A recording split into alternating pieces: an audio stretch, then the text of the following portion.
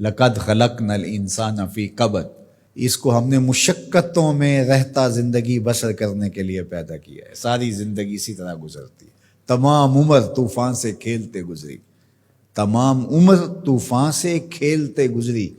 نیا کے ڈوبنے کا ڈر بھی رہا، ساری زندگی اس کشمکش میں گزرتی ہے۔ یہ حقیقت انسان اگر قرآن کی اس فکر کے مطابق جو بتایا ہے سمجھ لے تو وہ حالات کی سختیوں کا مقابلہ کرنے کے لیے تیار ہوگا، گھبرا کر کے بیٹھ نہیں جائے گا۔ جن علاقوں میں روزانہ کی بنیاد پہ یا موسم اس طرح کا ہے کہ کسی وقت بھی بارش شروع ہو جاتی ہے، تو ہم دیکھتے ہیں لوگ گھروں سے نکلتے ہیں، مطلع ابر آلود بھی نہیں ہوتا، لیکن وہ ہاتھوں کے اندر چھتریاں پکڑ کے جا رہے ہوتے ہیں کہ موسم کسی وقت بھی تیور بدل سکتا ہے، تو ہمارے پاس چھتری موجود ہونی چاہیے۔ دیہاتوں کے اندر جنگلوں میں رہنے والے لوگ جب گھر سے باہر نکلتے ہیں، ڈیرے کو جاتے ہیں، تو ایک عصا ساتھ رکھتے ہیں کہ کوئی موذی جانور آ سکتا ہے، کوئی سانپ نکل سکتا ہے، تو ہم اس کے لیے ذہنی طور پہ تیار ہوں۔ اور اگر یہ ذہنی طور پہ تیار نہ ہو تو سانپ کو دیکھ کے گھبرا جائے گا اور رونا شروع کرے گا یا آگے لگ کے بھاگ جائے گا، نتیجہ کیا کہ اذیت میں مبتلا۔ لیکن اگر اس کو پتہ ہے کہ یہ کھیت ہے، یہ جنگل ہے، یہاں یہ ہوتا رہے گا، تو جب بھی سانپ کوئی موذی جانور آئے گا یا اسے مار ڈالے گا یا اسے بھگا دے گا اور پھر اپنے کام پہ چلا جائے گا، اس کے ذہن میں بھی نہیں ہوگا کہ راستے میں مجھے آج یہ مصیبت آئی۔ اسی طرح جس نے ہاتھ میں چھتری پکڑی ہے اور راستے کے اندر تھوڑا سا موسم کا تیور بدلا، چھتری کھولی، سر پہ لے لی، 2-4 قطرے برسے تو موسم پھر صاف ہو گیا، پھر اس کو سمیٹا اور ساتھ لے لیا، بات ختم۔ اس کو یاد بھی نہیں ہوگا کہ بارش ہوئی تھی یا نہیں ہوئی تھی، زندگی کے معمولات میں شامل ہے، چونکہ وہ اس کی تیاری کرتا ہے، اس کے ذہن میں ہے موسم ایسا ہے کہ بارش بھی آ سکتی ہے، کڑکتی دھوپ بھی ہو سکتی ہے۔ لیکن جو اس کے لیے ذہنی طور پہ آمادہ ہی نہیں ہے، اچانک نکلتا ہے تو بارش آ جاتی ہے تو پھر وہ گھبرا جاتا ہے، کبھی دیوار کے ساتھ لگتا ہے، کبھی کسی شیڈ کے نیچے ہوتا ہے، کبھی کچھ کرتا ہے، کبھی کچھ کرتا ہے، اور کپڑے بھگو کے واپس آتا ہے گھر، اور آتے ہی کہتا ہے مجھے گرم دودھ دو، مجھے تو سردی لگ رہی ہے، اس لیے کہ وہ ذہنی طور پہ تیار نہیں تھا، گھبرایا ہوا ہے، رنگ اڑا ہوا ہے، چہرہ زرد ہے، کیا ہوا؟ وہ میں نے سانپ دیکھا ہے وہاں،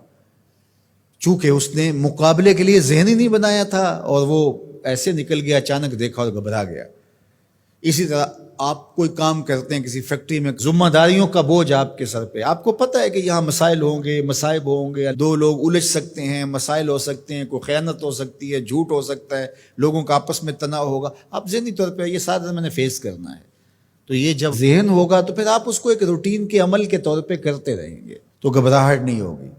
لیکن اگر آپ اس کے لیے تیار نہیں ہوں گے تو پھر آپ کو بہت تکلیف ہوگی۔ تو اللہ تعالیٰ نے یہ پہلے بتا دیا، ہم نے تمہیں ڈیزائن اس طرح کیا ہے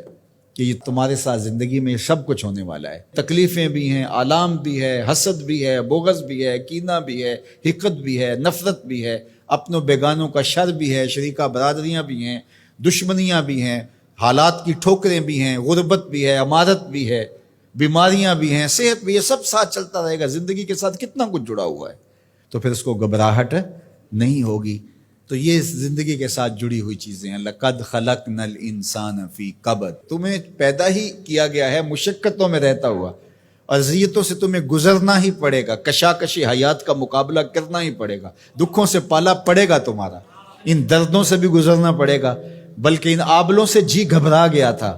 ان آبلوں سے جی گھبرا گیا تھا، دل خوش ہوا راستہ پرخار دیکھ کے۔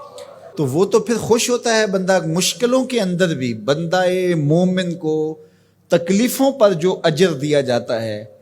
اگر اسے پتہ چل جائے تو وہ آرزو کرے کہ تکلیفوں میں ہی رہو۔ میرے اور آپ کے آقا و مولا فرمایا، جو شخص قرآن پڑھتا ہے اس کو اجر دیا جاتا ہے، اور جو قرآن پڑھتا ہے یتتعتع فیہ، تو وہ اڑتا ہے، پھنستا ہے اور وہ اٹکتا ہے، لکنت آتی ہے، فرمایا اللہ اس کو 2 اجر دے گا۔ ایک تو اجر اس کو ملا جو قاریوں کی طرح فرفر پڑھتا جا رہا ہے، اور جو پڑھنا چاہتا ہے لیکن زبان عجمی ہونے کی وجہ سے لکنت پیدا ہوتی ہے تو اڑ اڑ کے پڑھتا ہے، تو اللہ ثواب بھی 2 عطا کرے گا۔ اللہ اکبر! تو یہ اللہ کا نظام ہے، تو وہ محروم نہیں رکھے گا۔ تو جو تکلیفیں پہنچتی ہیں، جو آلام آتے ہیں، جو اذیتیں آتی ہیں، اس کا میرے اللہ نے صلہ رکھا ہے۔